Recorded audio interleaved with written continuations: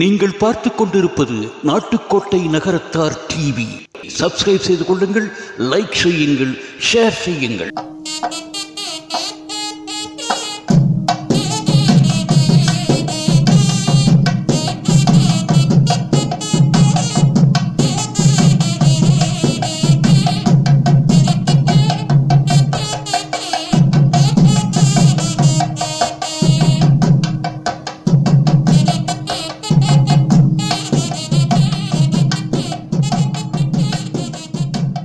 நாட்டுக்கோட்டை நகரத்தார் TV நேயர்களுக்கு வணக்கம்.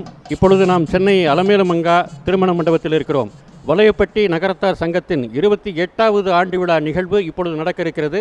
இப்பொழுது இந்த சங்கத்தின் தலைவர் வலையப்பட்டி மல்லிகாட்சி நம்மிடம் இருக்கிறார்கள்.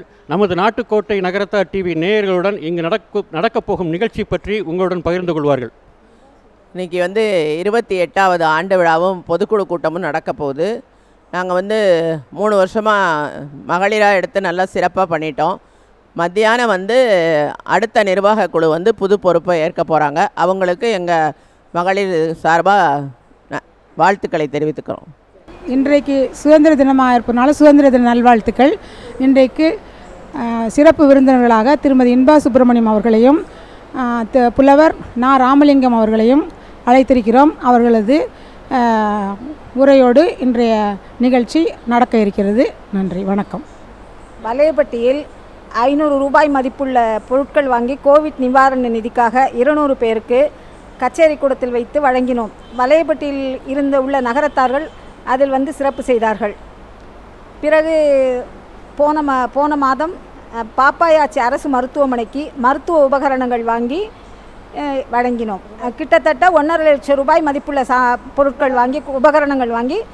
சென்னையில் வைர நகைகள் வாங்க R Arunachalam, A Ramnath, smart diamonds, traditionally modern jewellery, T Nagar, Chennai. உங்கள் அனைவருக்கும் எனது 75வது சுதந்திர தின நல்வாழ்த்துக்களை கூறி வருகை தந்துள்ள அனைத்து நகரத்தாரான சிகரத்தாருக்கு வலையப்பட்டி நகரத்தார் சங்கத்தின் 28வது பொதுக்குழு விழாவிற்கு வருக வருக என வரவேற்பதில் மிக்க மகிழ்ச்சி அடைகிறேன். முதாகராதமோதகம் சதா விமுக்தி சாதகம் கலாதராவனம் ஷகம் விலாஷிலோகரக்ஷகம் அநாயகைகநாயகம் விநாசிதே பதைத்யகம் நதாசுபாசுநாசகம் நமாமிதம் விநாயகம். இப்பொழுது சாய் அபிராமி இறைவாழ்த்து பாடுவார்.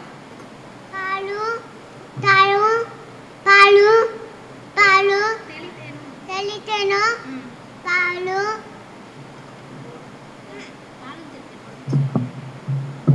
சும்மா பாடு பாடு பாலு பாலு தெளித்தேனோ பாகு பருப்பு வினாகு கடுக்கு கண்ணனுக்கு நான் தருவேன் கோலத்தை குங்கு கை ஊட்டு தூமனே நீ எனக்கு கங்குதை மூணுட்டா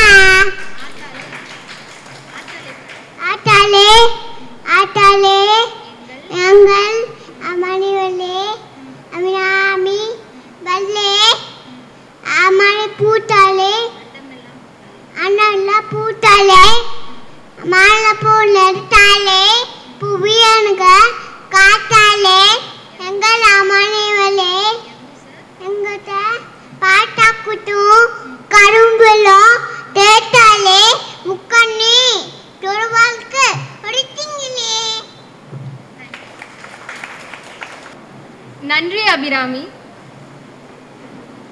இன்று செய்ய வேண்டியதை இன்றே செய்தால் சுறுசுறுப்பாளர், நாளை செய்ய வேண்டியதை இன்றே செய்தால் வெற்றியாளர். அப்படிப்பட்ட சுறுசுறுப்புடைய வெற்றியாளர் தான் நமது செயலாளர். ஒரு செயலை திட்டமிட்டு திறம்பட செய்யும் நமது திருமதி விசாலாட்சி திருப்பதி ஆட்சியை வரவேற்புரையாற்றுவதற்காக அன்புடன் அழைக்கிறேன். அருமைமிகு 28வது ஆண்டு விழாவிற்கு வருகை புரிந்திருக்கும் அனைவருக்கும் வணக்கம். ஆதவன் பாதகம் அதிகமில்லா நேரம். ஆவலோடு கூடியிருக்கும் அனைவரையும் வருக வருக என வரவேற்கிறேன். தலைமையுரை நிகழ்த்த வந்திருக்கும் இன்பத்தையே பெயரில் கொண்ட திருமதி இன்பா சுப்பிரமணியம் அவர்களே, நகரத்தார் எனும் போதே நம்மினம் என்ற பெருமிதம். சிகரம் தொட்டவர்கள் வரிசையில் சேர்த்து வைக்கப்பட்டவர். புகழ் மாலைகளை பூமாலைகளாக சூடிய மங்கையர் திலகம் புலவர் மா ராமலிங்கம் ஐயா அவர்களை வருக வருக என எங்கள் நிர்வாக குழு சார்பில் வரவேற்பதில் பெருமகிழ்ச்சி கொள்கிறேன். சிரிப்பு என்பது நித்தம் நித்தம் புத்தம் புதிதாக இவர் சிந்தனையில் ஊற்றி எழும் உணர்வுகள். சொல்லாக சொல்லையிலே அவர் சிரிக்காமலே கேட்பவர். தன்னை அறியாமல் சிரிக்க வைப்பதுதான் அவர் பேராற்றல். 36 ஆண்டு காலங்கள் உயர்நிலை பள்ளியில் ஆசிரியர் பணியாற்றி மாணவ செல்வங்களின் உயர்வுக்கு ஒளிவிளக்கு ஏற்றியதோடு எட்டாத உயரத்தை தொடை ஏணியாக தம் பணியை செவ்வனே செய்த பண்பாளர். சிறந்த சேவைக்காக 2002ஆம் ஆண்டில் மாநில சிறந்த ஆசிரியருக்கான விருதும் 2006ஆம் ஆண்டில் தேசிய சிறந்த ஆசிரியருக்கான விருதும் வாங்கி பெருமை சேர்த்தவர். பாட்டரசன், கம்பன், கவிமணி என்ற உயரிய பட்டத்துடன் நகைச்சுவை நாவலர் என்ற பெறற்கரிய பெரும் பட்டமும் சிறப்பு பெற்றவர் ராமலிங்கம் ஐயா அவர்கள். நகைச்சுவை என்பது அரும் பெரும் பொக்கிஷமாகும். நகைகளை கூட கடையில் காசு கொடுத்து வாங்கிவிடலாம். ஆனால் நகைச்சுவையானது விலை கொடுத்து வாங்க இயலாத ஒன்றாகும். சிரிக்கிறேன் சிரிக்கிறேன், சிரிப்பு வரவில்லை என்பவர்கள்தான் அதிகம். சிரிப்புக்கு யோகாவில் பயிற்சி வேறு. வாய் விட்டு சிரித்தால் நோய் விட்டு போகும் என்பர். வயிறு குலுங்கி சிரிக்க வைக்கும் வார்த்தை ஜாலம்தான் இவர்தம் கூட பிறந்த அந்த சிரிப்பு. நர்த்தனமாடும் சிரிப்பால் நகைச்சுவை நாவலர் என்ற பட்டம் மிக பொருத்தம். நம்மை சிரிக்க வைத்து மனச்சோர்வும் உடச்சோர்வும் நீக்க வைக்கும் ஒரு வகையில் மருத்துவரும் கூட. சிரிக்க வைத்து சிந்தனையை தூண்டும் நகைப்பேச்சை இம்மன்றத்தில் நாம் காண்போம். தோன்றுக புகழோடு என்று சொன்னது தமிழ் நூல். அன்று வாய்ப்பது வாய்த்து விட்டால் வாழலாம் தசரத ராமன் போல் என்று மொழிந்தவர் நம் இனத்து கவியரசு கம்பனை பின்தொடர்ந்த கண்ணதாசன். இவர் தம் கூற்றுக்கு இலக்காக தலைமை பகுதிக்கு தகுந்த பெண்மணி நம் சென்னை வாழ் நகரத்தார் சங்க தலைவி மல்லிகா உள்ளிட்ட நிர்வாகிகள் உறுப்பினர்கள் அனைவரையும் வருக வருக என வரவேற்கிறேன். நாட்டுக்கோட்டை நகரத்தார் தொலைக்காட்சியை சேர்ந்த திரு முத்துராமன் அவர்களையும் திரு சிவசுப்பிரமணியம் அவர்களையும் இருகரம் கூப்பி வரவேற்கிறேன். நன்றி ஆச்சி. வெற்றியாளரின் பாதையில் சென்று விரைவில் வெற்றி அடைவதை காட்டிலும் உனக்கென ஒரு பாதையை உருவாக்கி அதில் நம்பிக்கையுடன் பயணப்படு. நிச்சயமாக வெற்றி உன் வசமே. உன் வழியில் உன்னை பின்பற்றி வர பலர் காத்து கிடப்பார்கள். இதற்கு சான்றாகவும் பல நற்காரியங்களுக்கு முன் உதாரணமாகவும் திகழும் நம் சங்கத்தின் தலைவி திருமதி மல்லிகா தியாகராஜன் ஆட்சியை தொடக்க உரை நிகழ்த்த அழைக்கிறேன். சென்னை வாழ் வலைப்பட்டி நகரத்தார் சங்கத்தின் 28வது ஆண்டு விழா அழைப்பை ஏற்று வந்திருக்கும் அனைவருக்கும் எங்களின் அன்பான வணக்கங்கள். பிளவ ஆண்டின் ஆடி துவக்க பெருக்கின் நுங்கு நுரையோடு பொங்கி வரும் புதுப்புணலின் புது வெள்ளத்தின் இறை தெளிவுடன் தேனாய் திருப்பாடல் இறை வணக்கமாக. செயல் ஆர்வலர் செயலர் திருமதி விசாலாட்சி திருப்பதி அவர்கள் விழாவிற்கு வருகை தந்துள்ள விருந்தினர்களை கௌரவித்தும் மற்றவர்களை அன்புடன் வருக என வரவேற்பு நல்க. கொரோனா என்னும் நுண்கிருமி இம்மண்ணில் புகுந்து ஓராண்டு காலம் மேலாகியும் அச்சுறுத்தல் இருக்கும். அதனினும் மீறி முன்னேற்பாடோடு வந்திருப்போரை மீண்டும் சிரம் தாழ்த்தி வருக வருக என்று வரவேற்கின்றேன். நாங்கள் சங்கத்தை எடுத்து இன்றுடன் 3 ஆண்டு காலம் முடிந்துவிட்டது. நாங்களும் 17 மகளிர் சேர்ந்து சங்க பொறுப்பை ஏற்றுக்கொண்டோம். நிறைய சுற்றுலாக்கள் அயல்நாடு உள்நாடு என பல இடங்களுக்கு சென்று வரலாம் என்று எண்ணியிருந்தோம். ஆனால் நாம் ஒன்று நினைத்தால் இறைவன் ஒன்று நினைப்பார் என்று கேள்விப்பட்டிருக்கிறோம். அதை போலவே கொரோனாவால் நாம் எங்கும் செல்ல முடியவில்லை. ஆனாலும் நாங்கள் கொரோனா வருவதற்கு முன்னால் 4 சுற்றுலாக்கள் சென்று வந்தோம். 1 நாள் சுற்றுலா 2, 4 நாள் சுற்றுலா 2. பின் கொரோனா காலத்தில் இளையதளம் வாயிலாக ஏற்பாடு செய்து 50 வகுப்புகளை நடத்தினோம்.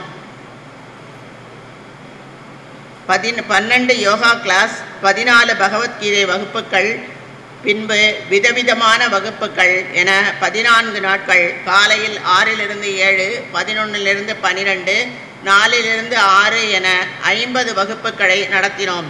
குழந்தை மருத்துவர், தோல் மருத்துவர், மகப்பேறு மருத்துவர், சித்த மருத்துவர், வேதிக் கணக்கு, கேலிகிராஃபி, டெரஸ் கார்டன், போன்சாய் வளர்ப்பது, தேன் வளர்ப்பது, பிராணிகள் வளர்ப்பது, safety measurement, dream big, remote management என்ற பல தலைப்புகளில் பலர் வகுப்புகள் எடுத்தார்கள். ஒவ்வொரு வகுப்பிலும் அவர்கள் கேட்ட கேள்விகளுக்கும் பதிலளித்தார்கள். இதில் கலந்து கொண்டவர்கள் நம்மூர் நகரத்தார்களை விட அயலூர் நகரத்தார்களே அதிகம் என்று கூறிக்கொள்வதில் மகிழ்ச்சி அடைகின்றேன். ஆர்ட்ஸ் அண்ட் கிராஃப்ட் வகுப்பு ஒரு நாள் 36 குழந்தைகள், பெற்றோர்கள் ஆகியோருடன் எங்கள் வீட்டில் நடத்தப்பட்டது. பெண் கோவிட் நிவாரணப் பொருட்கள் நம் ஊருக்கு சென்று வழங்கினோம். இறுதியாக நம்மூர் பாப்பாயாச்சி மருத்துவமனைக்கு உபகரணங்கள் வழங்கினோம். எல்லாவற்றிற்கும் எனது சகோதரிகள் 16 பேரும் ஒற்றுமையாக இருந்து இதையெல்லாம் நடத்தினோம் என்று கூறிக்கொள்வதில் பெருமகிழ்ச்சி அடைகின்றேன். நாங்கள் நாட்டுக்கோட்டை நகரத்தார் டிவியிலிருந்து முத்துராமண்ணன், சிவசுப்பிரமணிய அண்ணன் இருவரும் கடந்த 3 ஆண்டுகளில் 3 முறை வந்து நம் நிகழ்ச்சிகளை எடுத்து தந்துள்ளார்கள். அவர்களுக்கும் சங்கம் சார்பாக வாழ்த்துக்களை தெரிவித்துக் கொள்கின்றேன். வாழை வைத்து மாவிலை தோரணமாக வாழை தலை சாய்க்க வாசலிலே வரவேற்பார். யாருமின்றி தானாக உள்புகும் பேனா முனையாலே வானலாவ சாதிக்கும் சாதனையாளர், எழுத்தாளர், ஏட்டில் எழுதி நாட்டில் புகழ்கொடி காட்டும் நகரத்தார் நலம்பேணும் மங்கை இன்பா சுப்பிரமணியம் அவர்கள் தற்கொலை விளிம்பில் நிற்போரை சொல் எனும் மயில் பீலியால் தடவி மாறும் நினைவை கற்கும் மனநலம் கற்றவரே, உடல் நலமும் மனநலமும் என்ற தலைப்பை பற்றி நல்லுரை தாரும் நகைச்சுவை நாவலர் என சிறப்பு பட்டம் பெற்றவர் பா. ராமலிங்கம் அவர்கள். காலை எழுந்தால் மாலை இரவு என்று கடிகாரமுள் கால ஓட்டத்தை வேகமாக ஓடுவது நம் வாழ்க்கை. நிதானம் என்பதே இல்லை, நிதர்சனமான உண்மை. வாழைப்பழத்தை உரித்து வாய்க்குள் வைப்பது போல் சிரிப்பை உதிர்த்து தாங்கள் வாய்விட்டு சிரிக்க வைத்து நோய் தீர்க்கும் மருந்தாக நகைச்சுவையை உரித்து ஊட்டும் உன்னதர். உங்கள் நகைச்சுவையை பரிமாறி வந்திருக்கும் எங்களுக்கு வயிறு குலுங்க சிரிக்க வைத்து நல்விருந்து தருக என கூறி தொடக்க உரையை நிறைவு செய்கிறேன். நன்றி, வணக்கம். தற்பொழுது முத்து நாகம்மை ஆட்சியை நமது சிறப்பு விருந்தினரான திருமதி இன்பா சுப்பிரமணியன் ஆட்சியை பற்றி ஒரு சில வரிகள் கூற அழைக்கிறேன். அனைவருக்கும் வணக்கம். திருமதி இன்பா சுப்பிரமணியம் அவர்களை பற்றி ஒரு சிறு அறிமுக உரை. நான் அவர்களை அறிமுகப்படுத்த தேவையே இல்லை, எல்லாருக்கும் நல்லா அவங்கள பற்றி தெரியும், ஆட்சியை பற்றி. இருந்தாலும் ஒரு சின்ன ஒரு அறிமுக உரை. ஃபஸ்ட்டு அவங்கள பற்றி சொல்லணும் அப்படின்னா, அவங்க நம்ம பெருமையாக அவங்கள பற்றி சொல்லணும் அப்படின்னா, திருமதி இன்பா சுப்பிரமணியம் அவர்கள் நமது நகரத்தாரின் முதல் பெண் நாவலாசிரியர் என்பது தான்.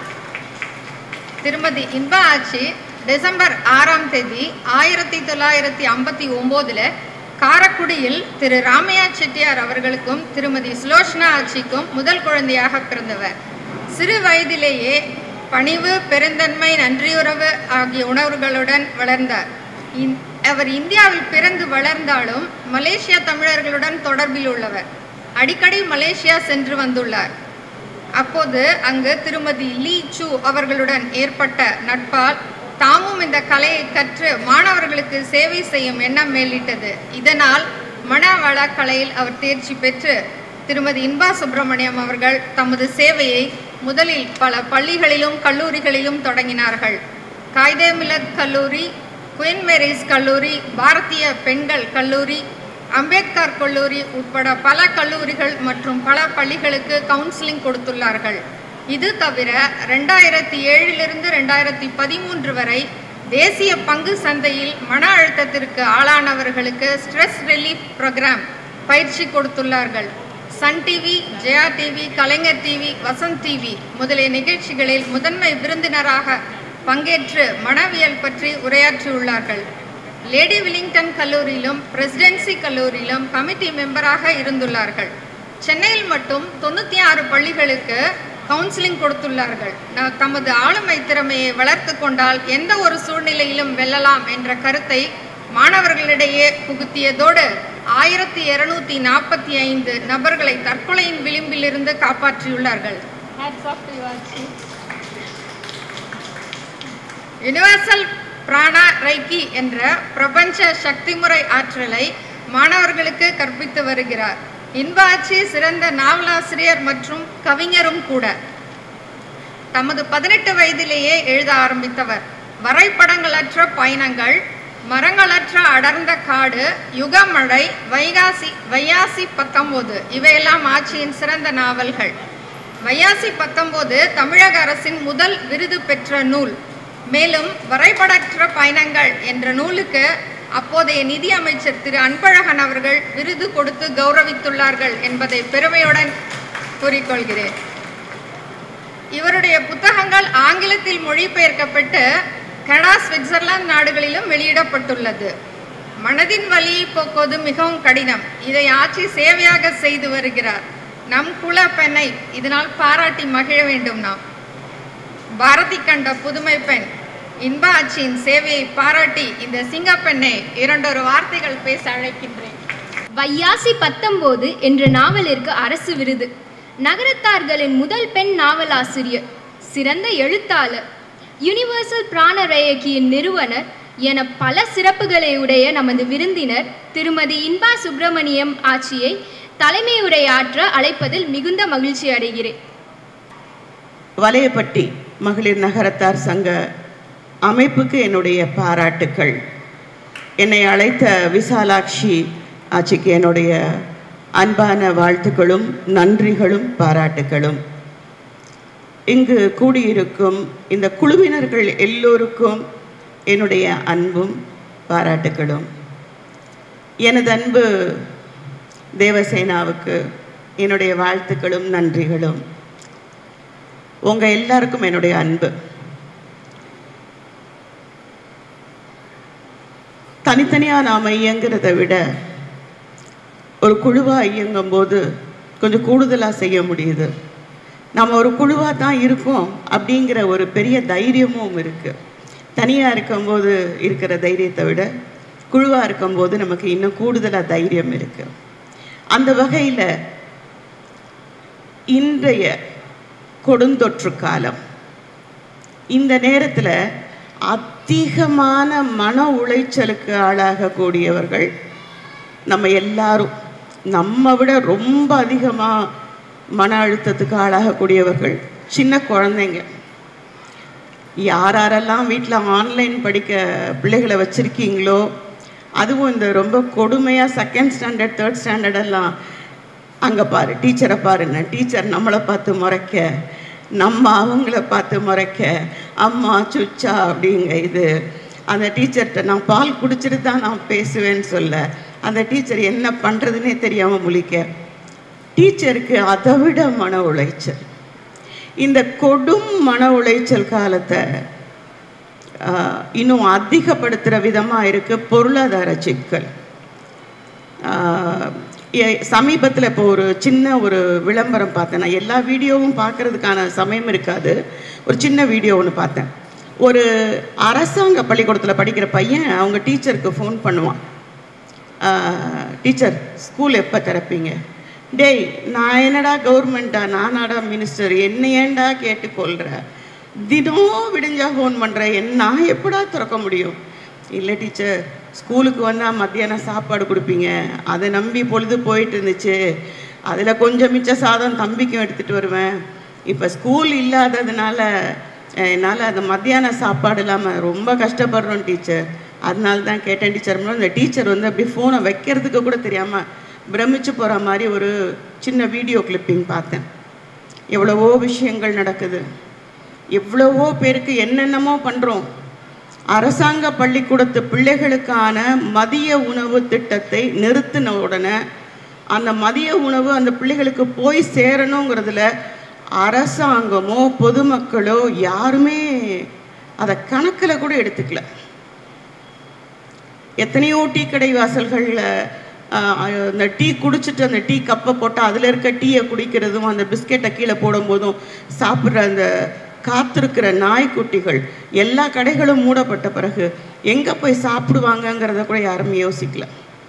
நிறைய விஷயங்கள் ரோட்டு அடிவோரங்களில் பிரிட்ஜுக்கு கீழேலாம் கொடுத்துரம் நடத்தக்கூடிய பிளாட்ஃபாரத்தில் இருக்கக்கூடிய அந்த மக்களுக்கெல்லாம் என்ன பண்ணுறதுன்னு எல்லாம் எனக்கு ரொம்ப யோசனையாக இருக்கும். இந்த மாதிரி குழுவாக நீங்கள் எல்லோரும் சேர்ந்து இயங்கும்போது உங்கள் எல்லாருக்கும் ஒரு சின்ன விண்ணப்பத்தை நான் இந்த இடத்துல வைக்கிறேன்.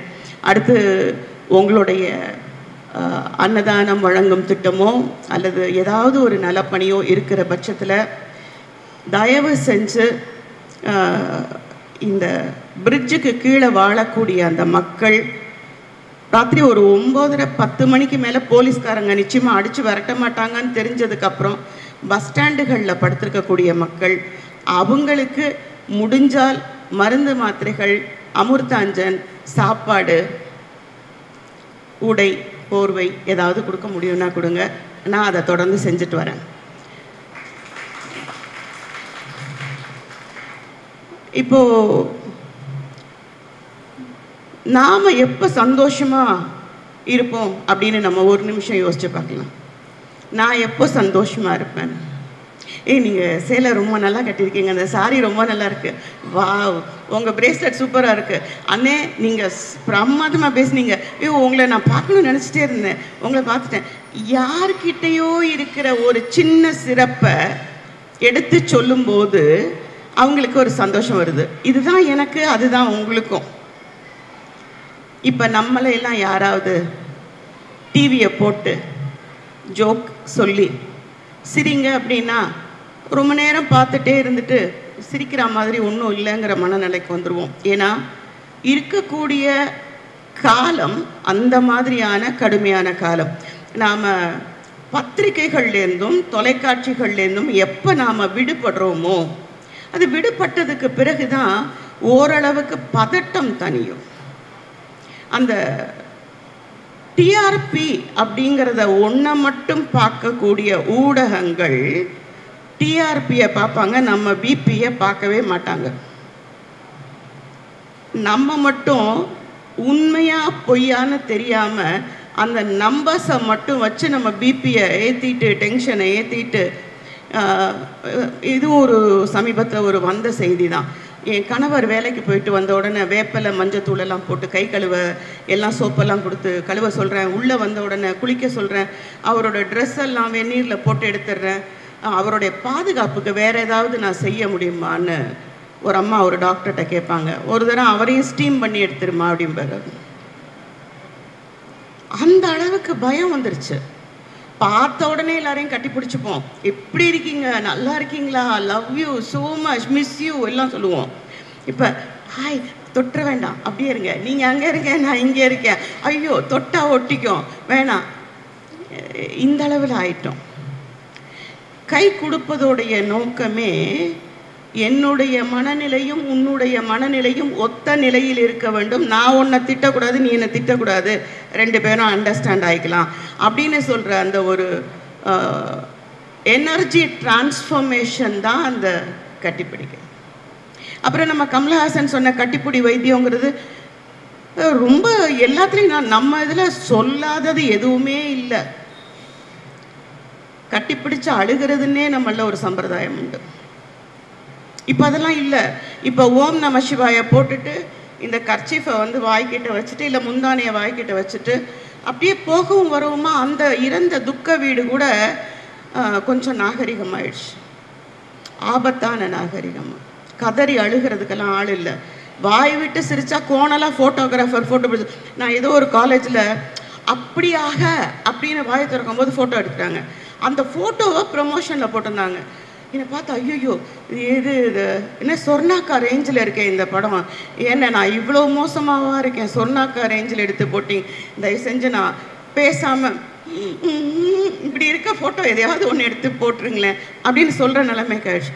ஏன்னா நாம் நம்மளை மறந்து சிரிக்கக்கூட முடியாத ஒரு செல்ஃபி மாயை உலகத்தில் வாழ்ந்துட்டுருக்கோம். சமீபத்தில் என்னுடைய நண்பர் ஒரு ப்ரொஃபஸர் அவர் பேசிகிட்டு இருக்கும்போது சொன்னார், ஏங்க என்னுடைய பொண்ணு வீட்டில் பேசும்போது கூட ரொம்ப செயற்கையாக பேசுகிற மாதிரி தெரியுதுங்க. அப்பா சாப்பிட்டீங்களாப்பா, okay thank you, take care, good நைட்ப்பா அப்படிங்கிறாங்க. எனக்கு இது ரொம்ப அந்நியமாக இருக்குது, ரொம்ப ஒரு மாதிரி வித்தியாசமாக இருக்குது. உண்மை என்னென்னா, நாம் அந்த காலத்துல எல்லாம் உடையை, அணிகலனை, பேச்சு மொழியை வச்சு எந்த வட்டாரத்தை சேர்ந்தவங்கன்னு கண்டுபிடிப்போம். பார்த்த உடனே காரைக்குடியா, ஆச்சியா அப்படின்னு அழகாக கேட்போம். பார்த்த உடனே மாமி தானே அப்படின்னு கேட்போம். கோயம்புத்தூரா பாலக்காடா அப்படின்னு கேட்போம். மதுரை தானே, சொன்னாப்புல போனாப்புல வந்தாப்புல மதுரை தானே அப்படின்னு கேட்போம். இப்போ யாருடைய பேசும் மொழியை வச்சும் அவங்களுடைய வட்டாரத்தை கணிக்க முடியாது, அவங்களுடைய இனத்தை நம்ம அடையாளம் காண முடியாது. எல்லாருக்குமே வாசிப்பு தமிழ் வந்தாச்சு. இந்த வாசிப்பு தமிழையும் தாண்டி இந்த ஊடகத்தமிழ்னு ஒன்று வந்திருக்கு பாருங்கள், அதுதான் இப்போ ரொம்ப டேஞ்சராக இருக்குது. சாப்பிட்டீங்களாம்மா, thank you thank you thank you, okay okay, take care take care take care, will meet later, okay bye ciao. இந்த சியாவ் கூட இவ்வளோ நாகரிகமாக அப்படியே கொண்டு வந்துட்டோம் நம்ம. இப்போ ரொம்ப செயற்கையாக இருக்கும். இந்த நிறைய பேர் வாய்ஸ் நோட் அனுப்பும்போது கூட பட்டிமன்றபத்தில் பேசுகிறாங்க, கணம் தாய்மார்களே, பெற்றோர்களே, ஆசிரியர்களே வணக்கம் அப்படின்னு சொல்கிற மாதிரி வாய்ஸ் நோட்டில் கூட அப்படி தான் அனுப்புவாங்க. நல்லா இருக்கியாப்பா, எப்படி இருக்கு அப்படின்ட்டு ஒரு கேஷுவலான வாய்ஸ் நோட் பார்க்க முடியாது, அந்த மாதிரி இருக்குது. கொஞ்சம் இந்த பதட்ட காலத்தில் நமக்கு நிறைய யோசிக்கிறதுக்கும் நிதானமாக சிந்திக்கிறதுக்கும் நமக்கெல்லாம் டைம் இருக்குது. இந்த நேரத்தை நாம் பயன்படுத்தி கொஞ்சம் நம்மளை ரீபில்ட் பண்ணிக்கலாம். பூமி தன்னை ரெஜெனரேட் பண்ணுறதுக்காகத்தான் இவ்வளோ லாக்டவுன் அப்படின்னா, இவ்வளவு ஓய்வு நம்மளை ரெஜெனரேட் பண்ணுறதுக்காகத்தான். உடலை, மனசை, நம்மளுடைய ஆத்மாவை. எல்லார்கிட்டையும் போயிட்டு உங்களுடைய வாழ்க்கை என்னன்னு கேளுங்க. நாளைக்காக சேர்த்து வைக்கிறோம் ஓடிட்டே இருப்பாங்க, ஓடி ஓடி சம்பாதிப்பாங்க. வாழ்க்கை என்ன, என் பொண்டாட்டி பிள்ளையெல்லாம் பார்க்கணும், பிள்ளைகளுக்கெல்லாம் சொத்து சேர்த்து வச்சிடணும், எல்லாரையும் படிக்க வச்சிடணும், எல்லாரையும் கல்யாணம் பண்ணி முடிச்சிடணும். அதெல்லாம் சரிங்க, அது as a father, as a mother உங்கள் கடமை. உங்கள் வாழ்க்கை என்ன? என்னது என்னோட வாழ்க்கை தான், இதெல்லாம் பண்ணுறது தான் என்னோட வாழ்க்கை. சரி, ஒரு 5 செகண்டு இங்கே பிடிச்சிருங்க. இப்போ சொல்லுங்க, உங்களோட வாழ்க்கை என்ன? மூச்சு, அது ஒன்று தான் நம்ம வாழ்க்கை. அதை விட்டுட்டோன்னா பாடி எப்போ எடுக்கிறோன்னு கேட்பாங்க, பாடி வந்துருச்சான்னு கேட்பாங்க. நம்ம வாழும் காலத்தை, நம்ம வாழ்கிறத அடையாளப்படுத்துறது மூச்சு தான். வைத்த எல்லாரும் ஃப்ரீயாக விடுங்க. எத்தனை பேர் உணர்ந்தீங்க? இப்போ இறுக்கி பிடிச்சிருந்தேன், நான் வயிறை இப்போ தான் ரிலாக்ஸாக விட்டேங்கிறத எத்தனை பேர் உணர்ந்தீங்க? உணர முடிஞ்சுதா? ஓகே. இப்போ இந்த வயிற்றை இறுக்கி பிடிக்கும் போது என்ன நடக்குது அப்படிங்கிறத உங்களுக்கு நான் சொல்கிறேன். பைப்பில் தண்ணி வருது, ஒரு இடத்துல டைட்டாக கம்ப்ரெஸ் ஆகிருக்கு. அந்த இடத்துல தண்ணி எப்படி வரும்? அதே போல் நம்ம சுவாசம் நேர மேலேருந்து கீழே வரைக்கும் நமக்கு கரெக்டாக வந்துட்டுருக்கு நம்ம சுவாசம்.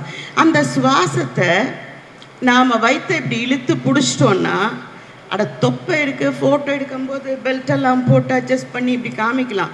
அப்புறமா நார்மலாக விட்டுருங்க. அந்த சுவாசம் சரியா இல்லைன்னா நிச்சயமா 101% நம்மளுக்கு பலவிதமான வியாதிகளும் மன அழுத்தமும் சேரும். இந்த மூச்சு இதுவரைக்கும் வந்துச்சுன்னா நம்ம நார்மலாக இருக்கோம்னு அர்த்தம். மூச்சு உதட்டில் பட்டுச்சுன்னா நமக்கு காய்ச்சல் வந்துருச்சுன்னு அர்த்தம். ஒரு பக்கமாக ஓடிக்கிட்டு இருந்துச்சு வலது நாடினா நம்ம உடம்பு ரொம்ப சூடாயிருச்சுன்னு அர்த்தம். இடது நாடியில் மட்டும் ஓடிக்கிட்டு இருந்துச்சுன்னா நம்ம உடம்பு சளி பிடிக்க போகுது, காய்ச்சல் வரப்போகுதுன்னு அர்த்தம். இந்த சுவாசத்தை வச்சே நாடி பிடிச்சி அவ்வளோ வைத்தியமும் பண்ணாங்க. இந்த சுவாசத்தை மட்டும் சரி பண்ணிக்கிட்டாலே நம்ம உடம்புல இருக்கிற பாதிக்கு மேற்பட்ட வியாதிகளை நம்ம சரி பண்ணிடலாமா. அதாவது நம்ம நல்ல வாழ்க்கை வாழலான்னு சொல்கிறாங்க. அதுக்கப்புறமா உங்களோட கடமை இருக்குல்ல, பொண்டாட்டி பார்க்கணும், பிள்ளையை பார்க்கணும், குட்டியை பார்க்கணும், பேரம்பேத்திக்கு பார்க்கணும். இந்த மாதிரியான கடமைகளை செய்கிறதுக்கு உங்களுடைய உடம்பு ஒத்துழைக்கும்னு சொல்கிறாங்க. என்னை பற்றி வந்து அறிமுக உரை சொன்னாங்க, நான் யாருன்னு சொன்னாங்க. உங்களுக்கு கொஞ்சம் விரிவாக சொல்லணும்னா ஒரு சின்ன விஷயத்தை மட்டும் நான் விரிவாக சொல்கிறேன். உலகத்தில் குளோனிங் அப்படிங்கிறது நடந்துட்டுருக்கு. அதாவது ஒரு உருவத்தை போன்ற மற்றொரு உருவத்தை தயாரிக்கும் ஒரு ஜெராக்ஸ் மிஷின், அந்த மாதிரி க்ளோன் பண்ணுறது பண்ணிக்கிட்டு இருக்காங்க. ஆனால் இன்னும் நமக்கு வந்து வெளியில் சொல்லலை. டாலின்னு ஏற்கனவே 2 ஆடு மட்டும் பண்ணதை மட்டும் நமக்கு காமிச்சாங்க. மற்றபடி இன்னும் வெளியில் தெரியல, ஆனால் நடந்துட்டுருக்கு. ஆனால் மனிதனால் சுலபமாக படைக்கப்பட முடியாத இந்த உயிரை காப்பாற்றக்கூடிய மிக உன்னதமான சக்தி நம்ம கைகளில் இருக்குன்னா நீங்கள்லாம் நம்புவீங்களா? மருந்து, மாயம், மந்திரம், தந்திரம் எதுவுமே இல்லாமல் நம்மளுடைய சாதாரணமான கைகளில் ஒரு உயிரை காப்பாற்றுற சக்தி இருக்குன்னு சொன்னால் நம்ப முடியுமா அவங்களால? அந்த சக்தி என்னங்கிறத thy know your self, thy your self அப்படின்னு பல அறிஞர்கள் சொன்னதை நம்மை உணர்தல் அல்லது நீ யாரென உணர்தல், ரமணர் கேட்டது போல நம்மளை பற்றி தெரிஞ்சுக்கிட்டது. நான் யார்? இன்பா. நீங்கள் யார்?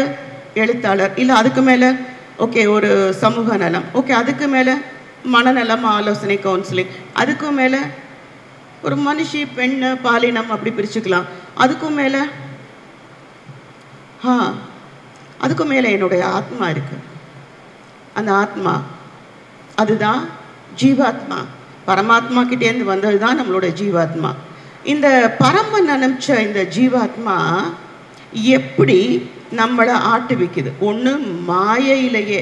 இந்த கிருஷ்ணர் மண்ணு திங்கும்போது யசோதா வாயை திறந்து பார்த்துட்டு அதுக்குள்ள உலகத்தை பார்த்து, அந்த உலகத்துக்குள்ள கிருஷ்ணருடைய அம்மா அதாவது யசோதாவையும் கிருஷ்ணரையும் கூட பார்த்து அண்டமே கிருஷ்ணனுக்குள்ளே இருக்குங்கிறத தெரிஞ்சு ஆச்சரியப்பட்டுட்டு கிருஷ்ணர் வாய் மூடின உடனே டக்குன்னு அந்த மாயையிலேருந்து விலகி காதை பிடிச்சி இழுத்து சாப்பிடவான்னு கூட்டிகிட்டு போனாலாம். அதுபோல தான் நம்மளுடைய கைகளில் இருக்க சக்தி உணர்ந்தாலும் நம்ம வந்து அதை என்னென்ன தெரிஞ்சுக்க முயற்சி பண்ணுறதில்லை. அதை சின்னமாக ரிசர்ச் பண்ண ஆரம்பித்தது தான் என்னுடைய வாழ்க்கை வேறொரு திசைக்கு வந்து திரும்பிச்சு. நம்ம கொஞ்சம் ப்ராக்டிக்கல் செஷன்ஸ் சில இது பார்க்கலாம். ஒரு சின்ன குட்டி கதை. ஒரு பைல்வான் இருந்தாராம். அந்த பைல்வானுக்கு என்னென்னா யாருமே அவரை ஜெயிக்க முடியாது, அவரை ஜெயிக்கிறதுக்கே யாருமே ஆள் இல்லை. அந்த அளவுக்கு ஒரு பைல்வான். அவர் ஊர் ஊராக போவாராம், எல்லார்கிட்டையும் போட்டி போடுவாராம். என்னை ஜெயிக்க யார் இருக்கா வாங்கன்னு. எல்லாரும் பார்க்குறாங்க, எல்லாரும் தோற்று போயிடுறாங்க. கடைசியில் ஒரு ஆள் மட்டும் சரி நான் வேணா கொஞ்சம் முயற்சி பண்ணி பார்க்குறேன்னு சொன்ன ஆள் இவரோட வெயிட்டுக்கும் அதுக்கும் சம்பந்தமே இல்லாமல் இருந்தாராம். இவர் எப்படி இவங்களை ஜெயிக்க முடியும் அப்படின்னு நம்பினா நான் ஜெயிச்சு காமிக்கிறேன் பாருங்க அப்படின்னாராம். என்ன ஒரு புத்தி சாதுரியம் பாருங்க. அவர் ஒரு 4 நண்பர்களை தயார் பண்ணுறார்.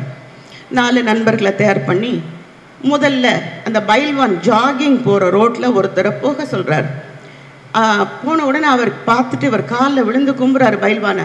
எவ்வளோ பெரிய ஜாம்பவான் நீங்கள், உங்களை நான் பார்த்தது என்னுடைய பாக்கியம். ஆனால் அப்படி பலமாக இருப்பீங்களே, உங்களுக்கு என்னையா ஆச்சு உடம்புக்கு?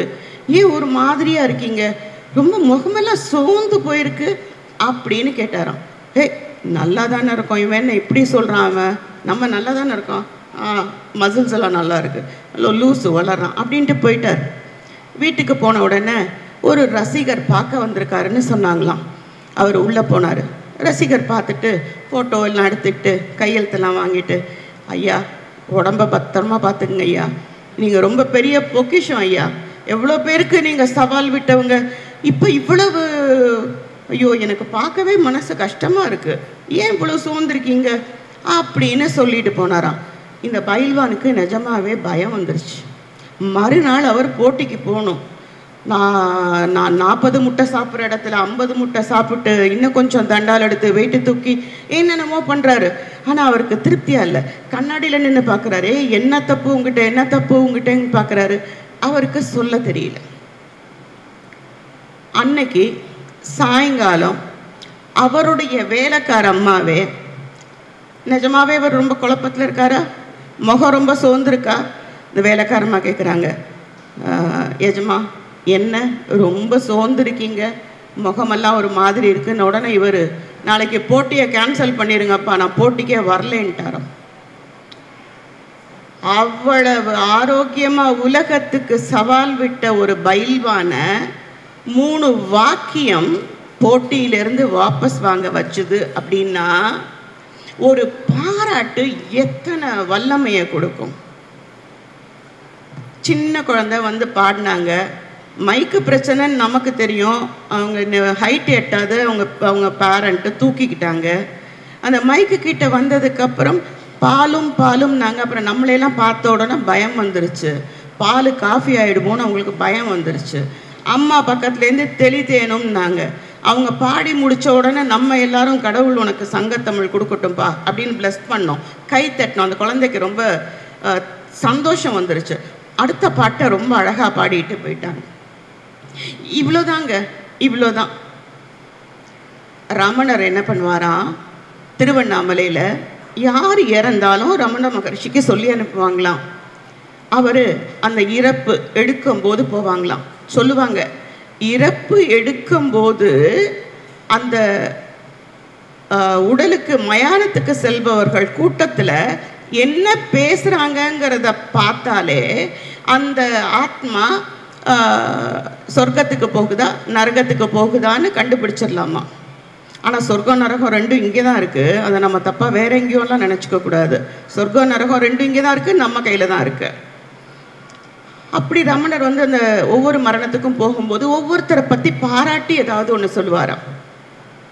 அப்படி அவர் பாராட்டி சொல்லும்போது ஊருக்காரங்களுக்கெல்லாம் எரிச்சல், யார் செத்தாலும் அவர் பாராட்டிகிட்டே இருக்கார். இவங்கிட்ட எவ்வளோ தப்பு இருந்துச்சு, அதை பற்றி ஏதாவது ஒரு வார்த்தை சொன்னார் அவர் பற்றியா? இவருக்கு எப்போதுமே இப்படி தான். இப்படியே பார்க்கும்போது என்னைக்காவது ஒரு நாள் வரும்னு நினைக்கிறப்போ ஒரு திருடன் இறந்து போயிட்டார். அப்பா, திருடன் செத்தான், நல்லபடியாக இனிமேல் கிராமத்து மக்கள் நிம்மதியாக இருங்க அப்படின்னு இன்னைக்கு ரமணர் சொல்ல போகிறாரு. திருடன் ஒளிஞ்சான், கிராமம் நிம்மதியாக இருக்கும் இனிமேல் அப்படின்னு சொல்ல போகிறார். அப்படின்னு நினச்சிட்டு அவரை கூப்பிட்டு விட்டு எல்லாரும் சந்தோஷமாக இருந்தாங்களாம், என்ன சொல்ல போகிறாருன்னு பார்க்கறதுக்காக. அப்போ ரமணர் சொன்னாராம், ஐயாவை போல இந்த ஊரணியில் சுத்தமாக துவைச்சு குளிக்க யாருமே இல்லைன்னாரு. ஒவ்வொருத்தர்கிட்டையும் ஒரு பாராட்டக்கூடிய அம்சம் கண்டிப்பாக இருக்கு.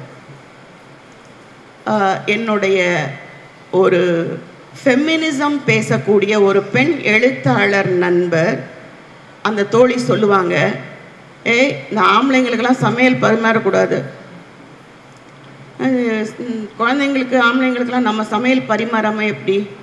சமையல் பரிமாறும் போது சூப்பராக இருக்குது இந்த சாம்பார்மாங்க, அப்புறம் 10 நாளைக்கு நீங்கள் அவங்களுக்கு சாம்பார் வச்சுக்கிட்டே இருக்கணும்.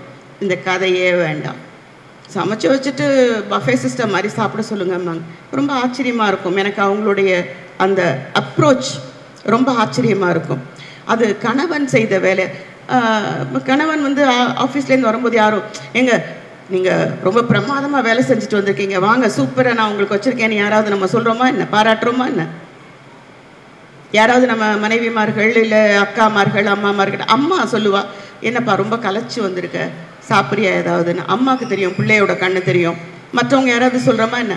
ஆனால் எல்லாருக்குமே இந்த பாராட்டு அப்படிங்கிறது ரொம்ப ரொம்ப ரொம்ப ரொம்ப முக்கியமான ஒன்று. இன்னையிலேருந்து ஒரு செடி,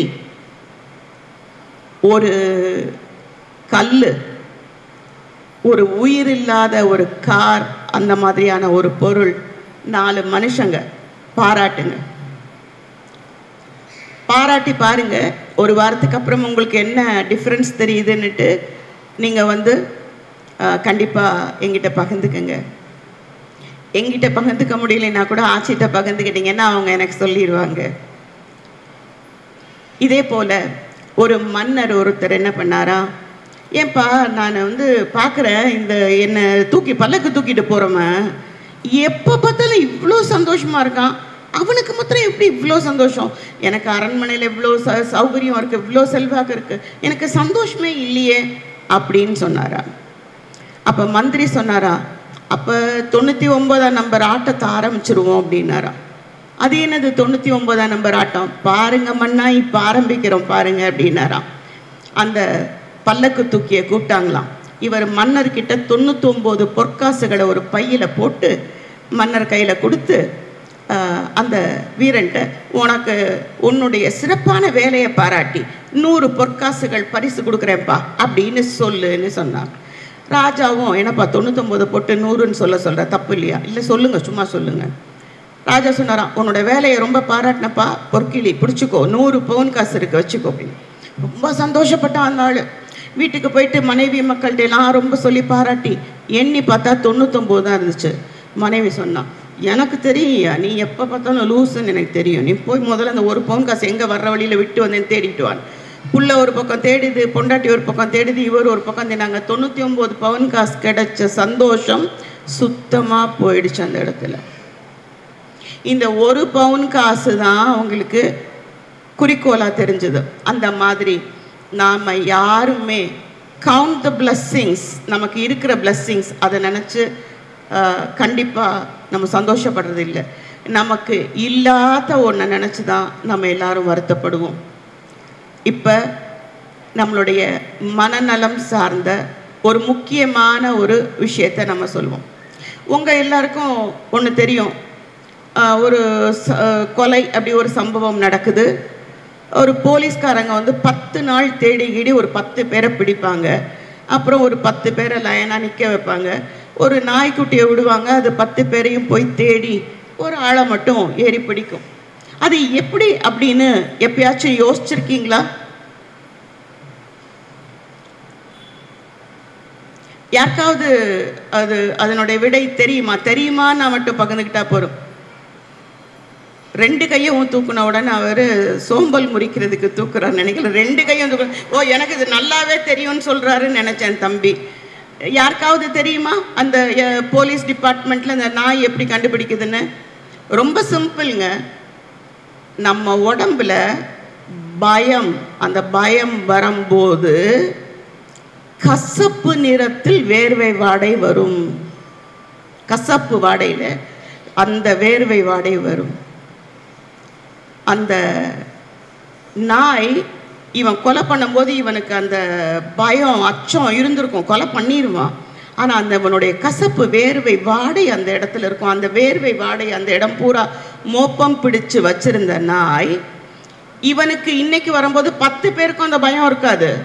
10 பேர் ஏன் பயப்பட போகிறான்? ஒருத்தன் அந்த பண்ணவன் 10 நாளில் 20 சட்டை மாற்றிருப்பான், 10-20 குளியல் குளிச்சிருப்பான். ஆனாலும் அவனுக்கு அந்த பயம் வந்துடும் மனசில். அப்போ அந்த கசப்பு ஸ்மெல் பரவ ஆரம்பிக்கும். அப்படி பரவ ஆரம்பிக்கும் போது இந்த நாய் அவனை பிடிச்சிரும். இதுதான் ரொம்ப யதார்த்தமான ஒரு விஷயம்.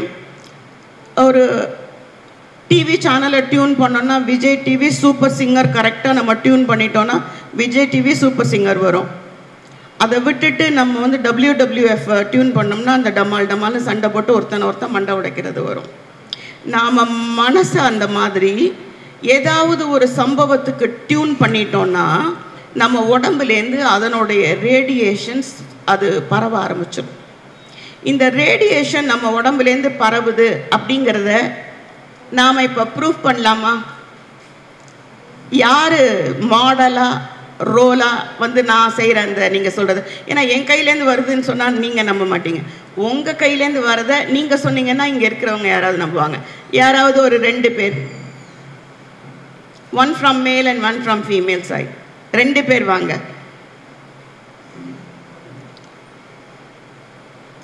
யாராவது வரலாம். வர்றவங்க 2 பேருக்கு இன்னைக்கு பயங்கரமாக டென்ஷன் எல்லாம் இல்லாமல் ஒரு மாதிரி ஹாப்பியாக இருக்கும். ஓ எஸ், என்னோட எனர்ஜி என்னால் உணர முடிஞ்சுது அப்படின்னு இருக்கும். ஓகே, வெல்கம், ரொம்ப நன்றி அண்ணே. வாங்க வாங்க வாங்க கண்ணா, வாங்கண்ணா வாங்க. இப்போ நம்ம கூட 2 பேர் உங்களுடைய வலையப்பட்டியை சேர்ந்தவங்க நம்ம கூட 2 பேர் இருக்காங்க. இங்கே மேடையில் இருக்கிறவங்களும் யாராவது இதில் ஜாயின் பண்ணிக்கிட்டாலும் ஜாயின் பண்ணிக்கலாம். நான் சொல்கிறத மட்டும் நீங்கள் இருக்கிற இடத்துலேருந்தே கூட நீங்களும் ட்ரை பண்ணி பார்க்கலாம். யாருக்காவது அது தெரியுதா அப்படின்னு நீங்கள் கூட ட்ரை பண்ணி பார்க்கலாம். ட்ரை பண்ணி பாருங்கள். இப்போ நம்ம உடம்பு, இப்போ உங்களுக்கு என்ன வயசோ இத்தனை வயசு தான் இந்த உடம்புக்கும். ஆனால் உங்கள் ஆத்மாவுக்கான வயசு இது இல்லை. உங்கள் ஆத்மா 50,000 வருஷம் பழமையானதாக இருக்கலாம், இல்லை 500 வருஷம் பழமையானதாக இருக்கலாம். எத்தனை 1000 ஆண்டுகள் பழமையானது நமக்கு தெரியாது. எத்தனை இடங்களில் வந்திருக்கு நமக்கு தெரியாது.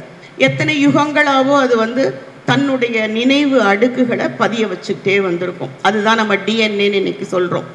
அதில் பதிய வச்சுருக்கோம். இந்த பதிய வச்சிருக்கிறத நம்ம எப்படி நம்மளுடைய இந்த ஜென்மத்துக்கான தேவையில்லாததை நம்ம வெளியில் விட்டுடலாம் அப்படின்னு நம்ம பார்க்கலாமா?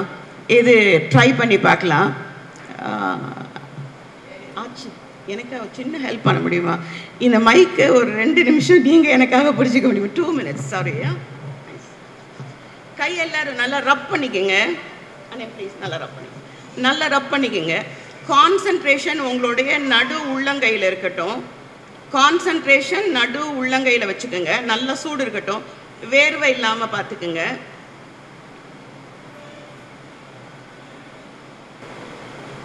கையில் வேர்வை இல்லாமல் பார்த்துக்குங்க.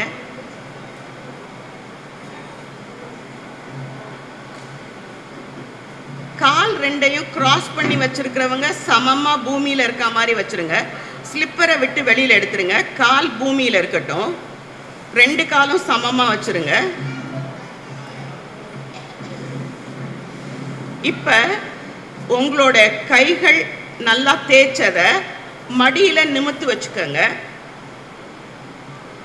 உங்களுடைய சுவாசம் வந்து வயிற்றை ஃப்ரீயாக விடுங்க. திருப்பி வயிறு ஃப்ரீயாக விட்டுருங்க. வயிறு பிடிக்க வேண்டாம். ஓகே, வைப்பவும் திருப்பி பிடிச்சிருந்தோம் தானே, வயிறை ஃப்ரீயாக விட்டுடலாம். வயிறை ஃப்ரீயாக விட்டுட்டு இப்போ நீங்கள் ஒன்று பண்ண போகிறீங்க. என்ன பண்ண போகிறீங்க? நிதானமாக நல்ல மூச்சு இழுத்து உள்ள ஹோல்டு பண்ணி, அந்த ஹோல்டு பண்ண மூச்சை மெதுவாக அப்படி விட்டுறக்கூடாது. எடுத்து ஹோல்ட் பண்ணி மெதுவாக அந்த மூச்சை வெளியில் விடணும். செய்யலாமா? ட்ரை பண்ணி பார்க்கலாமா? ஓகே, மெதுவாக மூச்சை உள்ளே இழுங்க. வயிறு இழுக்க வேண்டாம். வயிறை லூஸாக விடுங்க. கையையும் தனியாக பிரித்து மடியில் வச்சுருங்க. மல்லாத்தி வச்சுருங்க. குப்புற வைக்க வேண்டாம், மல்லாத்தி வச்சுருங்க. எஸ், மெதுவாக மூச்சை உள்ளே எடுத்து விடுங்க. ஹோல்ட் பண்ணுங்க. இப்போ மெதுவாக விடுங்க. முதுகை கொஞ்சம் நேராக வச்சுக்கோங்க. பார்க்கலாம் எல்லாரும் நேராக. நம்மளுடைய முதுகு வந்து it is suppose to be straight. அது அப்படியே அந்த முதுகு அப்படி ஸ்ட்ரெயிட்டாக இருக்கும்போது தான் நீங்கள் இன்னொரு 1 மணி நேரம் பார்த்தீங்கன்னாலும் என்னோட முதுகு இப்படி தான் இருக்கும். அந்த முதுகு வந்து பின்னாடி சேரில் போய் சாயவோ இல்லை நின்று இருந்தன்னா பொசிஷன் மாதிரி இப்படி இப்படி நெளியவோ செய்யாது. அந்த முதுகு வந்து நேரம், அதுதான் முதுகுடைய பொசிஷன். அப்படி இருந்தால் மட்டும்தான் அந்த சுவாசம் சீராகும், உடம்புக்குள்ளே எல்லாம் கரெக்டாக இருக்கும். சரியா? முதுகை ஸ்ட்ரெயிட்டாக வச்சுட்டு இப்போ திருப்பி மூச்சை இன்ஹேல், எக்ஸேல்.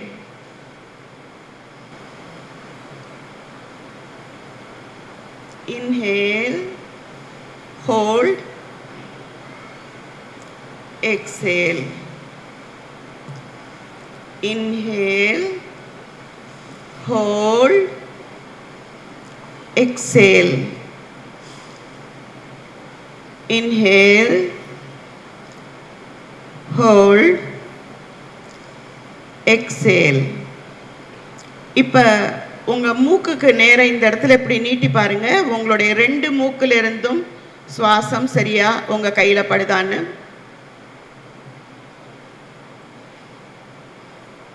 இந்த 2 மூக்குல இருந்தும் சமமாக பட்டுச்சுன்னா நம்மளுடைய ஆத்மா, மனசு, உடல் ஒருங்கிணைஞ்சு இருக்குன்னு அர்த்தம். நம்மளுடைய மூச்சு வலது நாடியில் மட்டும் ஓடுச்சுன்னா அப்போ நம்மளுக்கு வந்து அது ஒருங்கிணையலை. இடது நாடியில் மட்டும் ஓடிச்சினாலும் ஒருங்கிணையலை. இப்போ அந்த மூச்சு சரியாக இருக்குன்னு சொல்கிறவங்க நிச்சயமாக இதை எக்ஸ்பீரியன்ஸ் பண்ண முடியும் நான் சொல்கிறத. சரியா? இந்த மூச்சு சரியாக இருக்கிறவங்க எல்லாரும் இப்போ கைகளை நல்லா தேய்ச்சிருங்க. மறுபடியும் சூடு இருக்கா மாதிரி. ஓகே, இப்போ உங்கள் கைகளை காலு கிராஸ் பண்ணக்கூடாது. கிராஸ் பண்ணால் திருப்பி அது வராது. ரொம்ப சின்ன விஷயம் தான் நான் சொல்கிறேன் பாருங்கள். உங்களுக்கு அப்புறம் காலு கிராஸ் பண்ணாமல் உங்களுக்கு முன்னாடி இருக்க தரையில் 2 கையவும் இப்படி ஒன்றா சேர்த்து வச்சுக்கிட்டு இப்படி கரெக்டாக வச்சு நீட்டுங்க. நான் சொல்கிறத உங்களுடைய மனசுக்குள்ளே நீங்கள் சொல்லிக்குங்க. நான் இன்பா. அப்போ நீங்கள் வந்து உங்களோட பேர் சொல்லிக்கோங்க. நான் இன்பா. என்னுடைய மனசில், ஆழ் மனசில், என்னுடைய நினைவு அடுக்குகளில் இருக்கக்கூடிய அச்சம், வலி, ஏமாற்றம், பயம், பொறாமை, கோபம், இயலாமை, இவையெல்லாம் என் கைகள் ஊடாக இந்த பிரபஞ்சத்தில் வெளியேறட்டும். என் கைகள் ஊடாக இந்த பிரபஞ்சத்தில் வெளியேறட்டும். என் ஆழ் மனதில் இருக்கும் தேவையற்ற உணர்வுகள், எதிர்மறையான எண்ணங்கள் எல்லாம் என் கைகள் ஊடாக வெளியேறட்டும். என் கைகள்லேருந்து வெளியேறுது. நிறைய பேரோட கைகள்லேருந்து வெளியேறதையும் என்னால் உணர முடியுது. கையை இப்படியோ இப்படியோ இப்படி மடியிலையோலாம் வைக்காதீங்க. தரைக்கு நேர காட்டுங்க. தரைக்கு நேர காட்டுங்க. என் ஆழ் மனதில் இருக்கும் எதிர்மறை எண்ணங்கள் எல்லாம் எனது கைகள் வழியாக வெளியேறட்டும். என்னோட மனசில் எந்த விதமான அச்சம், பயம் எதுவும் இல்லை. எல்லாம் என்னோட கைகள் வழியாக வெளியேறுது. அந்த வெளியேறது உள்ளங்கை நடு வழியாக ஒரு உஷ்ணமாக வெளியேறத உணர முடியுதா நிறைய பேரால்? அந்த அந்த அந்த உணர்வுகள் போய்கிட்டு இருக்கிற அந்த உஷ்ணம் தெரிஞ்சதை நிற்கும் போது உங்களோட கைகளை எடுத்துடலாம்.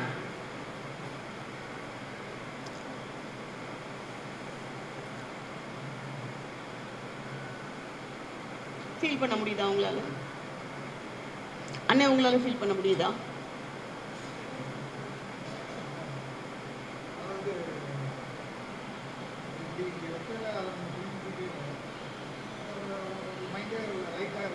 இல்லை, கை வழியா ஒரு ஒரு காற்று வெளியேறது தெரியுதா?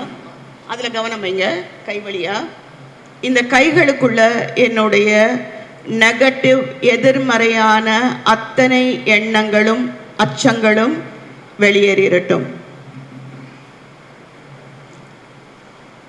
எல்லா விதமான அச்சங்களும் எண்ணங்களும், எல்லா எதிர்மறையான எண்ணங்களும் வெளியேறட்டும்.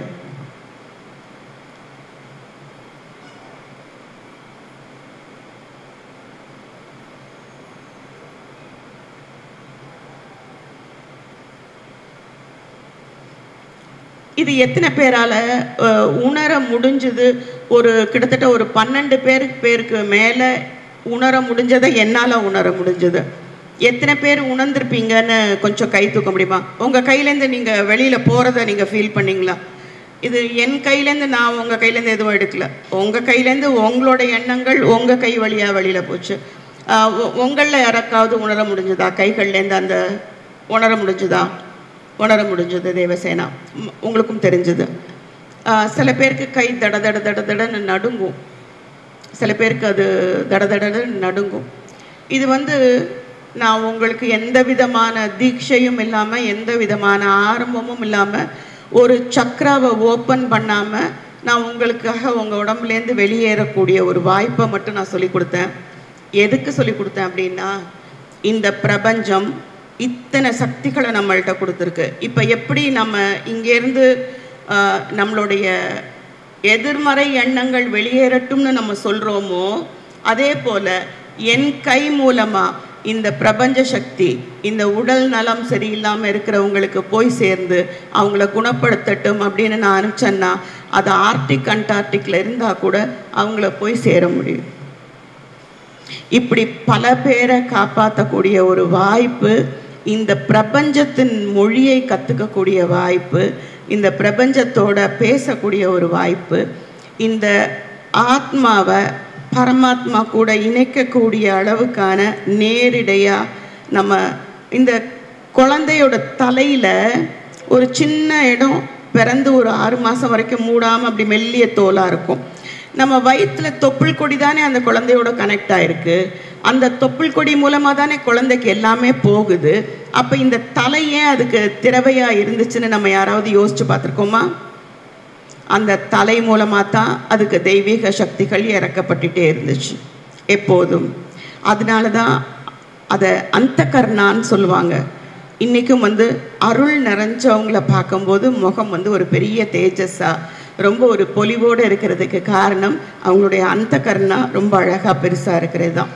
மிஷினே இல்லாமல் நம்ம கைகள் மூலமாக ஒரு ஹார்ட் அட்டாக் இருக்கா, ஹார்ட் நல்லா இருக்கான்னு ஸ்கேன் பண்ணக்கூடிய தகுதியும் அந்த உடலை பராமரிக்கக்கூடிய தகுதியும் நம்ம கைகள்லேயே இருக்குது.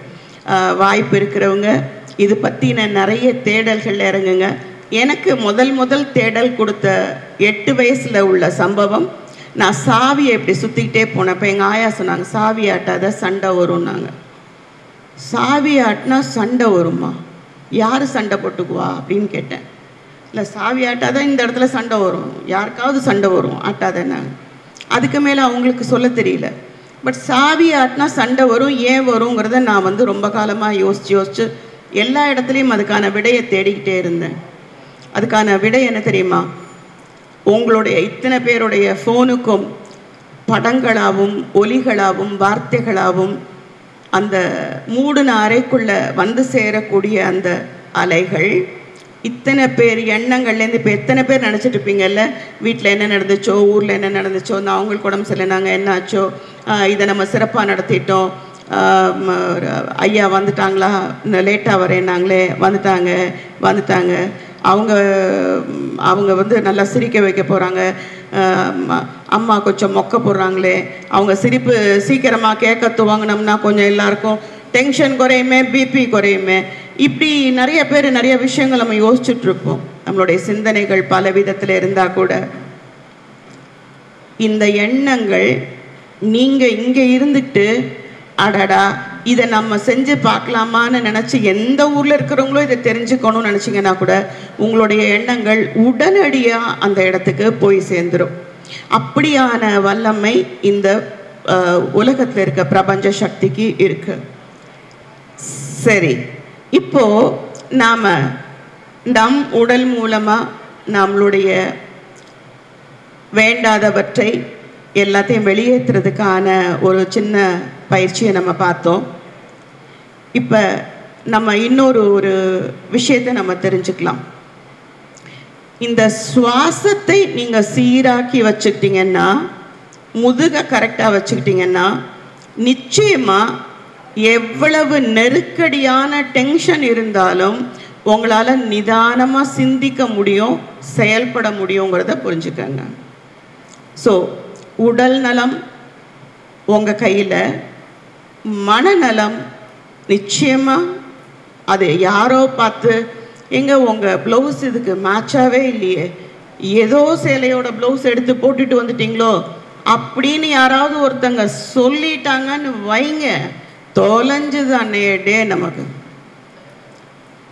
புறப்பட கூப்பிட்டவங்களை திட்டி, வீட்டில் திட்டி, ப்ளவுஸ் தைக்காத டெய்லரை திட்டி, இதுக்கு அமையாத இதை திட்டி, எல்லாரையும் திட்டி, யார் என்ன சொல்கிறாங்கங்கிறதே கவனிச்சுக்க முடியாத அளவுக்காக எல்லா நேரமும் நமக்கு அன்றைக்கி வேஸ்ட் ஆயிரும். ஆனால் யாராவது ஒருத்தங்க சூப்பராக இருக்குங்க, ரொம்ப நல்லா இருக்கு உங்கள் ஷர்ட்டு, ஐயோ இந்த பேண்ட்டுக்கு சம மேட்சாக இருக்குது, பந்தவாக இருக்குது, கெத்தாக இருக்கீங்க அப்படின்னு சொல்லிட்டாங்கன்னு வைங்க, அன்னைக்கு ஃபுல்லாக என்னமோ பட்டாம்பூச்சியோடு சேர்ந்து நாமளும் பறக்கிற மாதிரியே இருக்கும். நம்ம 60 வயசுனாலும் அப்படியே ஒரு 40 வயசு மாதிரி ஒரு ஃபீல் கொடுக்கும் மனசில். ஸோ இது என்ன நான் சொல்ல வரேன்னா, பாராட்டுங்க. ஏன்னா உங்களுக்கு அப்போ தான் திருப்பி கிடைக்கும். நீங்கள் எதை விதைக்கிறீங்களோ அதுதான் உங்களுக்கு திரும்பி வரும். குறை சொல்கிறத தயவு செஞ்சு நிப்பாட்டிடுங்க. முள் குத்திருச்சு அப்படிங்கிறத நம்ம மாற்றிடுவோம். முள்ளை நான் தான் மிதிச்சிட்டேன், என் முள் காலில் குத்துனதை நான் தான் எடுக்கணும், இது என்னோட தவறு அப்படிங்கிறத நம்ம ஒப்புத்துக்க ஆரம்பிச்சிட்டோம்னாலே 85% பிரச்சனை முடிஞ்சிருச்சுங்க. ஸோ இந்த மனப்பிரச்சனையவும் உடல் பிரச்சனையவும் கையாளும் தகுதி உங்ககிட்ட தான் இருக்குது.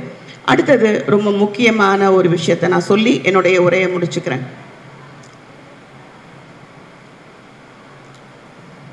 சாதாரணமாகவே நம்ம யாருமே சிரிக்க மாட்டோம். ஐயாலாம் மேடையில் ஏறி ரொம்ப கஷ்டப்பட்டு நிறைய உரைகள்லாம் நிகழ்த்தும் போது நம்ம சிரிக்கிறதுக்கு முயற்சி பண்ணுவோம். இப்போ யார் சிரிக்கிறோன்னே தெரியாத அளவுக்கு மாஸ்க்கை வேற போட்டோம். மாஸ்க்கை போட்டுட்டு என்கிட்ட கேட்பாங்க, நான் யாருன்னு தெரியுதா உங்களுக்குன்னு? சத்தியமாக தெரியலங்க, உங்கள் கண்ணை வச்சே நல்லா கண்டுபிடிக்க முடியல, மாஸ்க்கை கலட்டினா தான் தெரியும் அப்படின்னு சொல்கிற நிலைமை ஆயிடுச்சு. அதனால் நிச்சயமாக நாம் ஒவ்வொருத்தரும் கண்டிப்பாக சிரிக்கிறதுக்கான காரணம் இந்த பெண்டாமிக் டைமில் ரொம்ப ரொம்ப முக்கியமான ஒரு விஷயம். ஏன் அப்படின்னா, உலகத்தில் கிடைக்காத மருந்து டோபமைன், செரட்டோனின், இது ரெண்டும் மனிதர்கள் சிரிக்கும் போது தான் அவங்க உடம்புல உருவாகுதான். அதுக்காகத்தான் நிறைய பேர் சிரிப்பே வரலைனாலும் பீச்சில் போய் ஒரு 10 பேர் சேர்ந்து நின்றுக்கிட்டு விழுந்து விழுந்து சிரிச்சிட்டு இருப்பாங்க. இந்த சிரிப்புங்கிறது அவ்வளோ ஒரு பெரிய மருந்து. நிச்சயமாக நாம் வந்து சிரிக்கிறதுக்காக ஏதோ ஒரு விதத்தில் முயற்சி பண்ணலாம். அது கோணம் வேணாலும் இருக்கலாம், எப்படி வேணாலும் இருக்கலாம். ஆனால் நம்மளில் எல்லாமே இருந்தது. நம்மளில் வந்து நம்மளுடைய விரல் நுனிகளுக்கு பயிற்சி கொடுக்கக்கூடிய பல்லாங்குழியிலேருந்து, தாயம்லேருந்து, பாண்டி ஆடுறதுலேருந்து, நொண்டி ஆடுறதுலேருந்து அவ்வளோ விஷயமும் இருந்தது. எல்லாத்தையும் நம்ம விட்டுட்டோம். இப்போ நான் உங்களுக்கு சின்ன சின்னமாக ஒன்று சொல்கிறேன். உங்களுக்கு மனசு ரொம்ப பதஷ்டமாக இருந்தது, ஏதோ ஒரு பிரச்சனை போல் தெரிஞ்சதுன்னா டக்குன்னு உங்களுடைய செருப்பை கழட்டிட்டு மண் எங்கே இருக்கோ, புல் எங்கே இருக்கோ அந்த மண் இருக்க இடத்துல ஒரு 5 நிமிஷம் வெறும் காலோடு நடங்க. ஏன்னா கோயிலெல்லாம் பூட்டிட்டாங்க, கோயிலுக்குள்ள கூட நம்ம போக முடியாது. அதனால் மண் இருக்கிற இடமா, புல் இருக்கிற இடமா ஒரு 5 மினிட்ஸ் நடங்க. உங்களுடைய டென்ஷன் ரொம்ப ரிலாக்ஸ் ஆயிரும். நாம் இந்த ஸ்ட்ரெஸ்ஸில் இருக்கும்போது பஞ்சபூத சக்தி ஏதோடு நம்ம இணைஞ்சிட்டாலும், அது தண்ணியாக கூட இருக்கலாம், அந்த தண்ணியில் போய் நல்லா குளிச்சுட்டு ஷவரை திறந்து விட்டு நல்லா குளிச்சிட்டோம்னா கூட அந்த பதட்டம் உடனே அடங்கிடும். ஸோ உங்களுக்கு எப்பெல்லாம் பதட்டமாக இருக்கோ கண்டிப்பாக இங்கே வந்து பஞ்சபூத சக்திகளோட நீர், நெருப்பு, நிலம், ஆகாயம், அந்த மாதிரி காற்று, அதோடு வந்து தொடர்பு கொள்ளுங்க. கண்டிப்பாக உங்களுக்கு அந்த டென்ஷன் குறையும். இன்னொன்று, இந்த பெருந்தொற்று யாருக்கும் வரக்கூடாது அப்படின்னு நம்ம சொல்கிறோம். ஆனால் அதுக்கு தெரிய மாட்டேங்குது. அது இல்லை நான் கண்டிப்பாக உன்னையும் வந்து ஒரு வாட்டி பார்த்து hi hello how are you, நானும் கொஞ்ச நாள் உன்னோட இருந்துட்டு போகிறேன் ஜாலியாக, என்னையும் கொஞ்சம் வச்சுக்கோ, ஏன் கேட்குது எல்லாருமே வந்து வேறு வழி இல்லாமல் இருக்கும். ஸோ இப்போ உங்களுக்கு, உங்களை சார்ந்தவங்களுக்கு, உங்கள் நண்பர்களுக்கு, யாருக்கு இருந்தாலும் நீங்கள் சொல்லிக் கொடுக்க வேண்டிய ஒரே ஒரு விஷயம், ஏய் நீ முன்னாடி மட்டும் வணக்கம் சொல்லுவியா? ஆமாம், உன் கை 2ஐயும் சேர்த்து பின்னாடி வச்சு ஒரு வணக்கம் சொல்லு. கை 2ஐயும் பின்னாடி சேர்த்து வச்சு ஒரு வணக்கம் சொல்லு. நல்லா பலூன் ஊதுற மாதிரி எவ்வளவு காற்றை உன்னால் வெளியில் தள்ளி ஊத முடியுமோ அவ்வளோ ஊது. எவ்வளவு கஷ்டப்பட முடியுமோ அவ்வளவுக்கு நல்லா ப்ரீதை ஹோல்ட் பண்ணு. அதுக்கப்புறம் அந்த ஒரு 30 செகண்ட்ஸ், 40 செகண்ட்ஸ், 50 செகண்ட்ஸ் எல்லாம் ரொம்ப சாதாரணம். கண்டிப்பாக ஒரு நிமிஷம் வரைக்கும் கூட நம்மளால் மூச்சை பிடிச்சி நிப்பாட்ட முடியும். அதாவது இப்படி இங்கே எடுத்துகிட்டு போகிற மூச்சை அப்படியே மேலே தூக்கிட்டே போகணும். இப்படி மேலே வந்து இந்த இடத்துல வந்து வரைக்கும் நம்மளால் ஸ்டாப் பண்ணி வைக்க முடியும். அந்த நிப்பாட்டுற மூச்சை இப்படி கீழே குனியும் போது புஸ்குன்னு விட்டுறாமல் மெதுவாக கீழே குனிஞ்சு அதுக்கப்புறமா அந்த வெளியில் நேரம் இப்படி வரும்போது அப்படின்னு முழு மூச்சாக ஊதினீங்கன்னா உங்களுடைய லங்ஸ் முழுமையாக விரிவடையும். ஆன்மீக அன்பர்கள் யார் இருக்கீங்கன்னு எனக்கு தெரியாது, ஆனால் பெரியவங்க இருக்க உங்களுக்கு தெரிஞ்சிருக்கும். கோயிலில் அல்லது சில முக்கியமான இடங்கள்ல ஆண்கள் தலைக்கு மேலே 2 கையவும் எடுத்து ஒரு வணக்கம் போடுவாங்க. அது எதுக்குன்னு உங்களுக்கு தெரியுமா? யாராவது தெரிஞ்சா சொல்ல முடியுமா? பின்னாடி நான் பேசுறது கேட்கும்னு நினைக்கிறேன். கோவிலில் ஆண்கள் கையை தலைக்கு மேலே தூக்கி ஒரு கும்பிடு போடுவாங்க. அது எதுக்குன்னு உங்களுக்கு தெரியுமா? நேரம் கடத்த வேண்டாம். இந்த ஐயா நான் மாஸ்கை கழட்டிட்டு மேடைக்கு வருவான்னு கேட்குறாரு. நான் சீக்கிரமாக சொல்லிடுறேன். நம்ம கைகளை நேர மேலே தூக்கி எந்த இடத்துல வைக்கிறோமோ அந்த இடத்துல தான் நம்மளுடைய ஆன்மா நம்ம உடலுக்கு மேலே நிற்குமா. அந்த ஆன்மாவை வணங்குவதற்காக நீங்கள் 2 கையாலையும் அந்த இடத்துல கும்பிட்டீங்கன்னா அந்த ஆன்மாவை உள்ளே பிடிக்கிறீங்க. அதான் சோல் ஸ்டார்ன்னு சொல்கிறாங்க. சோல் ஸ்டார், நம்மளுடைய சோல் அந்த இடத்துல இருக்கு. அந்த சக்ராவை நம்ம பிடிக்கிறதுக்காகத்தான் நம்ம பண்ணுறோமா. ஸோ இதைத்தான் இப்படின்னு சொல்லாமல் மேலே கையை தட்டு அப்படின்னு சொல்லி கொடுத்துட்டாங்க. அது பள்ளிக்கூடத்தில் பிள்ளைங்களா இருக்கிறப்ப சொல்லி கொடுப்பாங்க, அதுக்கப்புறம் சொல்லி கொடுக்குறதில்ல. அதுக்கப்புறம் நம்மளாம் ஃப்ரோசன் மோட்டு வந்து ஃபிசியோதெரப்பிக்கு போயிட்டு ஏதோ ஒன்று பண்ணிகிட்ருப்போம் கையை தூக்காமல். இல்லை கை தூக்குறது முதல்ல கிணத்துல இறைச்சி, அம்மி அரைச்சி, ஆட்டுக்கல் எல்லாமே போச்சு, கையில் தோச்சு எல்லாம் போச்சு. ஸோ இந்த தோள்பட்டைக்கு வேலையே இல்லாமல் ஆயிடுச்சு. இப்போ நீங்கள் கண்டிப்பாக ஒன்று புரிஞ்சுக்குங்க, எப்பெல்லாம் உங்களுக்கு வந்து டென்ஷன் இல்லாமல் இன்றைக்கி ரொம்ப பிரிஸ்காக ஹாப்பியாக ஃபீல் பண்ணணும்னு நினைக்கிறீங்களோ உங்கள் சோலை தொட்டுட்டு போங்க. உங்கள் ஆத்மாவை தொட்டுட்டு நீங்கள் செய்யக்கூடிய எந்த ஒரு விஷயமும் ஒரு சக்ஸஸ்ஃபுல்லாகவும் இருக்கும், ரொம்ப ஒரு நேர்கோட்டில் இணைஞ்சிருக்கும். ஆன்மா, உடல், மனது, the body, mind and soul aligned in the same line, in the same wavelength to reach everybody. இந்த சேம் wavelengthல நான் கொண்டு வந்துட்டேன்னா நான் என்ன வேணாலும் பண்ணலாம், நான் என்னை நோக்கி இழுக்கலாம். லா ஆஃப் அட்ராக்ஷன் பற்றி எல்லாரும் கேள்விப்பட்டிருப்பீங்க. நிறைய இப்போ எல்லாரும் லா ஆஃப் அட்ராக்ஷன் பற்றி பேசுகிறாங்க. இந்த லா ஆஃப் அட்ராக்ஷன் பலிக்கிறதுக்கு நம்ம வேதனைப்பட்டுட்டு எனக்கு ஏன் இப்படி நடக்குது, எனக்கு மட்டும் ஏன் அப்படிலாம் கேட்காம நம்மளுடைய மரணத்தை மேனிஃபெஸ்ட் பண்ண முடியும், நம்மளுடைய ஜனனத்தை மேனிஃபெஸ்ட் பண்ண முடியும். எதையும் நம்ம மேனிஃபெஸ்ட் பண்ண முடியுங்கிறத சயின்ஸ் இன்னைக்கு ப்ரூஃப் பண்ணியிருக்கு. அந்த மேனிஃபெஸ்டேஷன் டெக்னிக்ஸ் எல்லாம் படிக்கிறதுக்கு இந்த முதல்ல நம்மளுடைய ஆன்மாவும் உடலும் மனதும் நேர்கோட்டில் இருக்கிறத நம்ம பயிற்சி பண்ணிட்டோம்னா உடலும் மனதும் சந்தோஷமாக இருக்கும், உடம்பும் ஆரோக்கியமாக இருக்கும். நம்ம வீட்டுக்குள்ளேயே என்ன பிரச்சனைனாலும் பிரச்சனை தானே, பிரச்சனை உடம்புக்கு தானே, சமாளிச்சிடலாம், வெளியில் வந்துடலாம், தேர் வி கோ அப்படின்னு சொல்லிட்டு ஒரு கிக் ஸ்டார்ட் பண்ணி ரெடியாக இருக்க முடியும் நம்ம. ஐ விஷ் இங்கே இருக்கிற நகரத்தார்கள் மட்டும் இல்லாமல் நம்மளுடைய உலக மக்கள் அனைவரும் நல்லா வாழ்கிறதுக்காக நம்மளுடைய பிரார்த்தனைகளையும் சொல்லி என்னை கூப்பிட்டதுக்கு ரொம்ப நன்றியையும் சொல்லி என்னுடைய கொஞ்சம் ரம்பம் போட்ட இந்த பேச்சையும் முடிச்சுக்கிறேன். ரொம்ப சந்தோஷம். நன்றி எல்லாருக்கும், நன்றி எல்லாருக்கும். என்னுடைய அன்பும் பேரன்பும் பெரும்பாழ்த்தும் உங்கள் அத்தனை பேருக்கும் என்னுடைய பாராட்டுக்கள். இந்த பேண்டமிக்கில் டிவியை விட்டுட்டு சண்டே ஜாலியாக இருக்கிற நேரத்தை விட்டுட்டு இந்த இடத்துல இவ்வளோ மக்கள் கூடி இந்த உரையை கேட்டு என்னோட சேர்ந்து ஒத்துழைச்சதுக்கு ரொம்ப நன்றி. நான் இன்பா சுப்பிரமணியன், உங்கள் எல்லாரோட friend. Love you all, just unconditional love. I love you all, I love you all. Thank you so much Aachi. Thanks a lot என்னை கூப்பிட்டதுக்கு ரொம்ப நன்றி, ரொம்ப நன்றி. நன்றி கண்ணா, அறிமுகத்துக்கு நன்றி, ரொம்ப நன்றி. தேவா நன்றி, நன்றி கண்ணா. Thank you. So I take leave from you all. நன்றி, ரொம்ப நன்றி. தற்பொழுது விழாவிற்கு சிறப்பு விருந்தினராக வருகை தந்துள்ள திருமதி இன்பா சுப்பிரமணியம் அவர்களுக்கு பொன்னாடை வழங்கி கௌரவிக்குமாறு திருமதி மீனாட்சி சுந்தரம் மகாலிங்கம் ஆட்சியை அழைக்கிறேன். அனைவரையும் வரவேற்பதில் மிக்க மகிழ்ச்சி அடைகிறேன். இன்றுடன் நாங்கள் பதவியேற்று 3 ஆண்டு காலம் முடிந்துவிட்டது. நாங்களும் 28 ஆண்டில் 6 ஆண்டுகள் பதவியில் இருந்துள்ளோம் என்று கூறிக்கொள்வதில் மிக்க மகிழ்ச்சி அடைகிறேன். இந்த பொதுக்குழு கூட்டம் முடிந்தவுடன் அடுத்து சங்கத்தை ஏற்று நடத்த புதிய நிர்வாக குழு தேர்ந்தெடுக்கப்படும். அவர்களுக்கெல்லாம் என் சார்பாகவும் என் சகோதரிகள் சார்பாகவும் வணக்கத்தையும் நன்றியையும் முன்பே தெரிவித்துக் கொள்கிறேன்.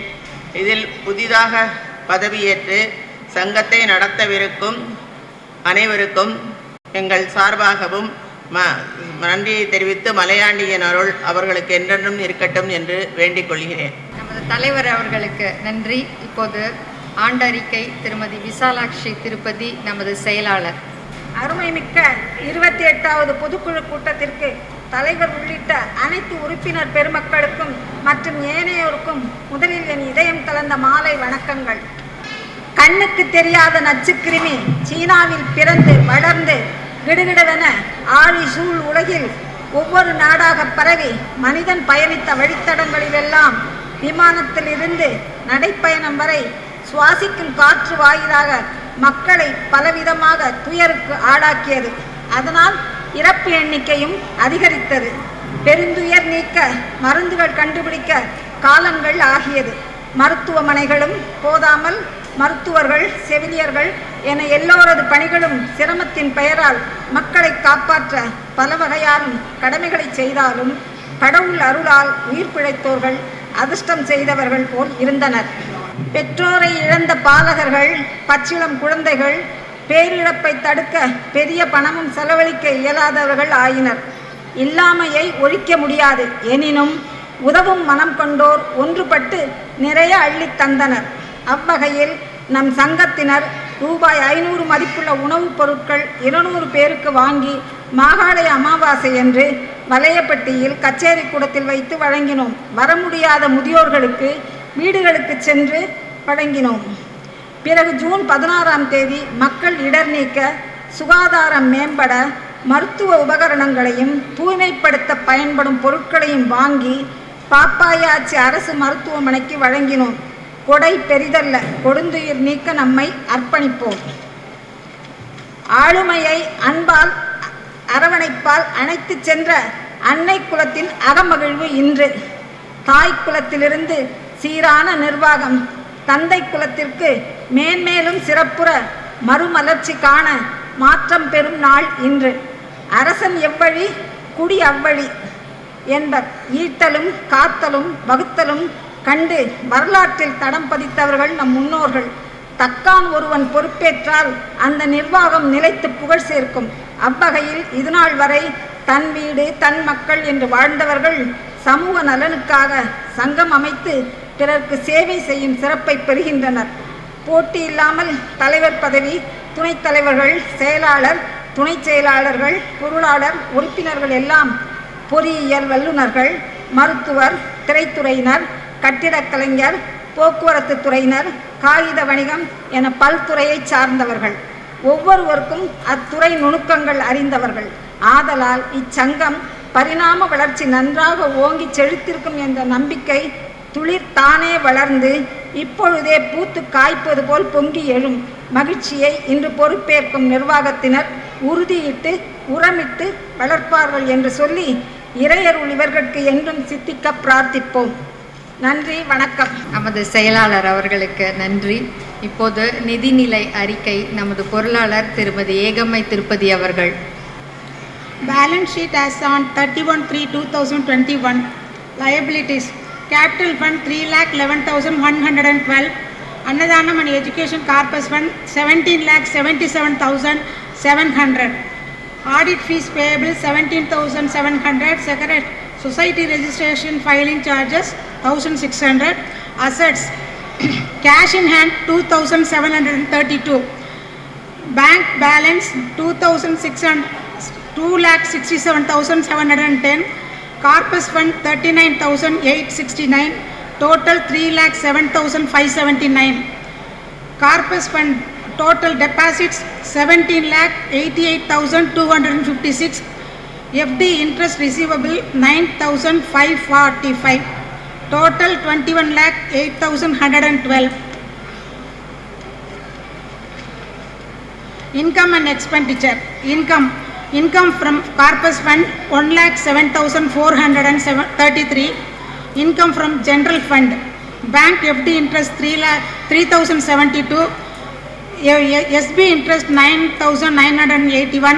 Donations received 90,262. Entrance fee received 3,000. By income tax refund interest 723. Total 1,07,038. COVID donation received 1,04,500. Total amount 3,18,971. Expenses: annual day expenses 67,564. Audit fees 17,700. Website domain 2,300. Society registrar annual fees 600. Total 20,600. COVID donation expenses 1,04,790. Excess of income over expenditure 1,26,017.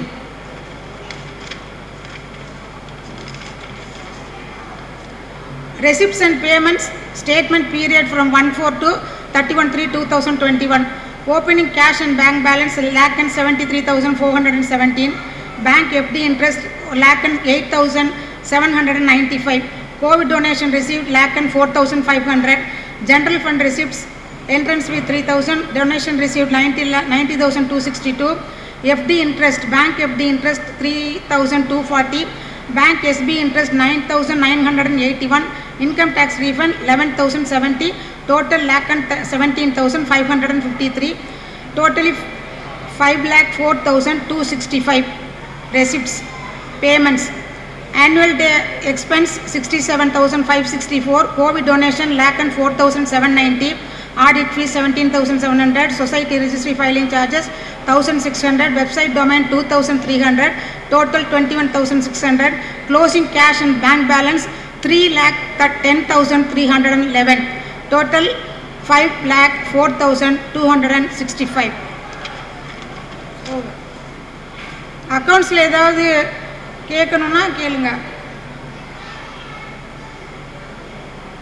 Propose பண்ணலாமா? கேட்குறீங்களா? யார் second பண்ணுறீங்க? தற்போது நன்றியுரை திருமதி மீனாட்சி வள்ளியப்பன், நமது உப தலைவர். அனைவருக்கும் மாலை வணக்கம். மகளிருக்கும் மீண்டும் ஒரு முறை சங்கப்பணி ஆற்ற வாய்ப்பளித்த நம்ம சங்க உறுப்பினர்கள் அனைவருக்கும் முதற்கண் எங்கள் நன்றியை தெரிவித்துக் கொள்கிறேன். வலையபட்டி நகரத்தார் சங்க 28வது பொதுக்குழு ஆண்டிற்கு வருகை தந்திருக்கும் சங்க உறுப்பினர்களுக்கும் உறுப்பினர் குடும்பத்தார்களுக்கும் எங்களது மனமார்ந்த நன்றியை தெரிவித்துக் கொள்கிறோம். பொதுக்குழு கூட்டம் நடைபெற மண்டபம் கொடுத்து உதவிய அலமேலு மங்கா கல்யாண மண்டப செட்டியார் சேவகன் செட்டியார் அவர்களுக்கும், நகரத்தார் டிவி முத்துராமன் அண்ணனுக்கும் சிவசுப்பிரமணியனுக்கும் நன்றியை தெரிவித்துக் கொள்கிறோம். தற்போது சங்க பொறுப்பை எடுத்துக்கொள்வதற்காக தலைவர் பதவிக்கு விருப்பம் உள்ளவர்கள் தெரிவிக்க வேண்டிய நேரம்.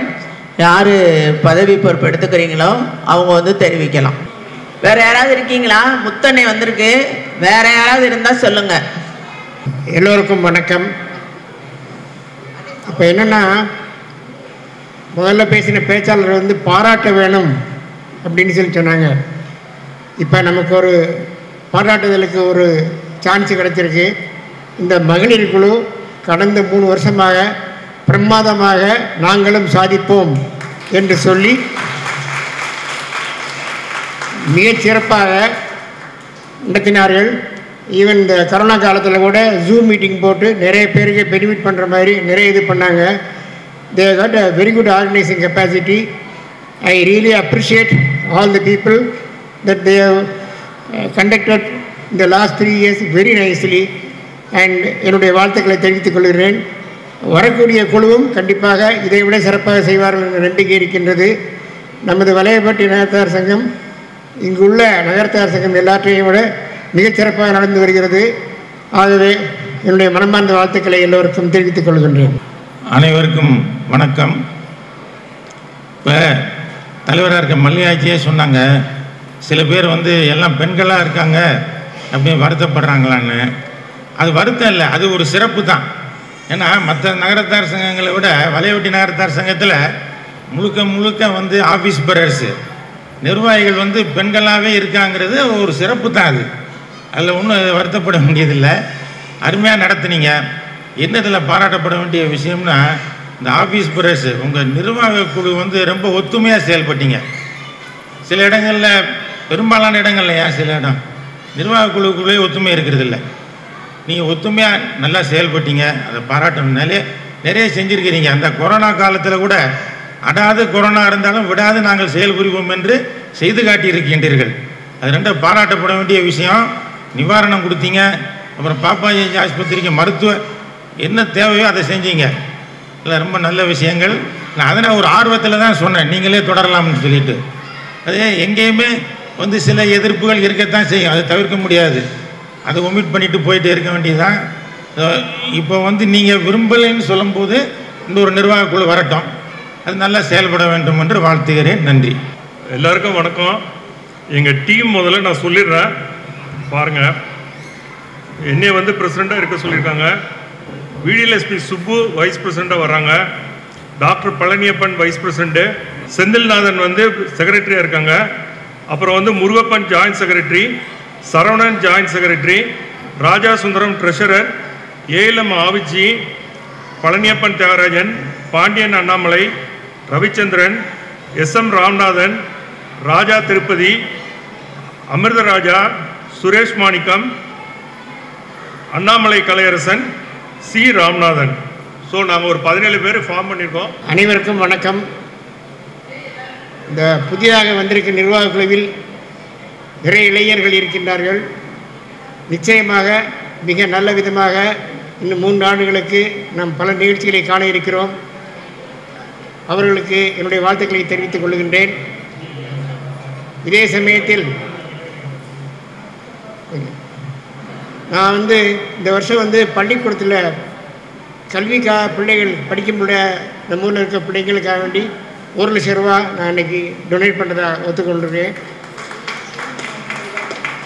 அது வந்து 10 பேருக்கு 10,000 மேனியோ இல்லை 20 பேருக்கு 5,000 மேனியோ நீங்கள் கொடுக்கலாம். நீங்கள் எது முடிவெடுக்கிறீங்களோ அதுக்கு நான் சம்மதம்.